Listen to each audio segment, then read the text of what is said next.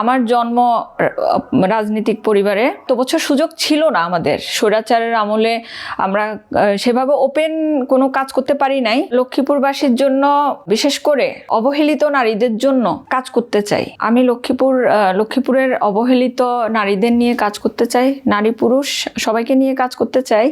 অতীতেও করেছি, এখনো করছি, ভবিষ্যতেও করব। আমাকে যদি দল মনোনীত করে তাহলে আমি লক্ষ্মীপুরবাসীর জন্য সবসময়, আগেও অতীতেও সাথে ছিলাম, বর্তমানেও আছি, ভবিষ্যতেও থাকব। আর বিশেষ করে মহিলাদের যে স্বাবলম্বী করার ব্যাপারে আমি সহায়তা করব। মাদক মুক্ত সমাজ গড়ে তোলার জন্য চেষ্টা করব। এবং ইদানিং খুব কিশোর গ্যাংয়ের অনেক উৎপাত, কিশোর গ্যাং মাদক মুক্ত লক্ষ্মীপুর গড়ে তোলার চেষ্টা করব। বিগত স্বৈরাচারের আমলে কেউ সেরকম কাজ করতে পারেনি, তারা সেরকম কোনো সুযোগ কেউ পায়নি। এখন আমাদের দল ক্ষমতায় আসছে, এখন আমরা চেষ্টা করব জনগণের পাশে থেকে কাজ করার।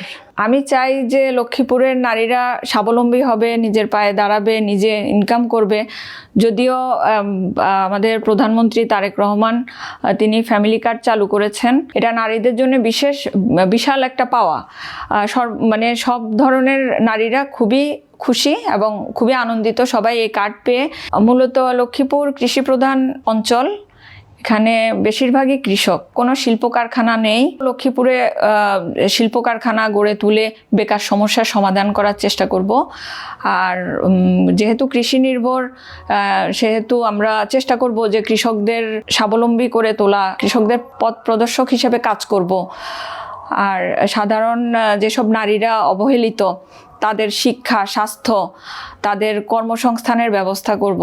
সামাজিক দায়বদ্ধতা থেকেই আসলে চলে আসছি। পরিকল্পনা ছিল না প্রথমে যেভাবে ওপেন রাজনীতিতে আসব।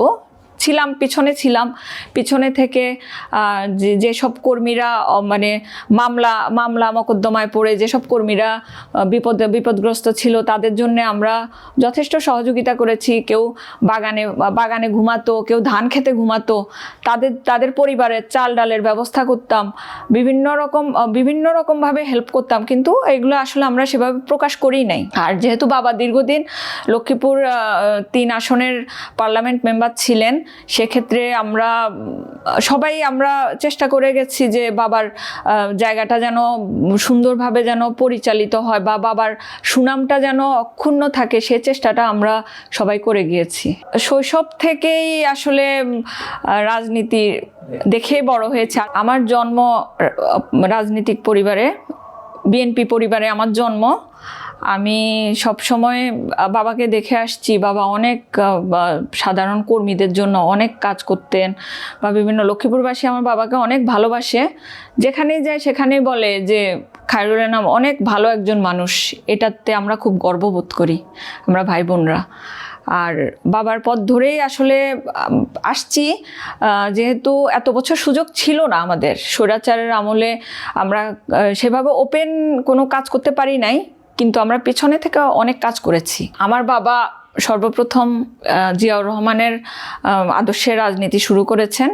পরবর্তীতে খালেদা জিয়া, তিনি আমার বাবাকে খুবই পছন্দ করতেন। 91 সালে উনি বাবাকে মনোনীত করেন জাতীয় নির্বাচনের জন্য।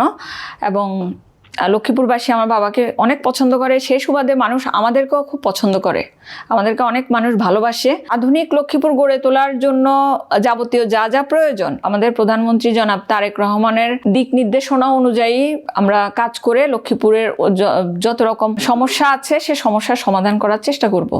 আর আপসীর নেত্রী বেগম খালেদা জিয়া, আমি ছোটবেলা থেকে যখন ওনাকে প্রথম দেখেছি, তখন থেকে ওনাকে আমি অনেক বেশি ভালোবাসি এবং খুব সম্মান করি। এবং ওনার প্রতি আমার অন্যরকম একটা ভালোবাসা আজীবন, ছোটবেলা থেকেই গড়ে উঠেছে। আমাদের সবসময় লক্ষ্মীপুরকে আমরা ভালোবাসি, তো লক্ষ্মীপুরকে ভালোবাসি, লক্ষ্মীপুরের মানুষজনকে ভালোবাসি। আমরা সবসময় সবার সাথে থাকার চেষ্টা করে গেছি। লক্ষ্মীপুরের মানুষের জন্য কিছু যেন করতে পারি, লক্ষ্মীপুরের মানুষের পাশে থাকতে পারি, আমরা যেন একসাথে কাঁধে কাঁধ মিলিয়ে কাজ করতে পারি, সেজন্য আসলে সামনে এগিয়ে আসছি আর কি। লক্ষ্মীপুরবাসীর জন্য, বিশেষ করে অবহেলিত নারীদের জন্য কাজ করতে চাই, যেন তারা নিজেরা নিজের পায়ে দাঁড়াতে পারে। পারিবারিক নির্যাতন এটা বন্ধ করার চেষ্টা করব এবং আধুনিক লক্ষ্মীপুর গড়ে তোলার জন্য আমরা প্রতিজ্ঞাবদ্ধ।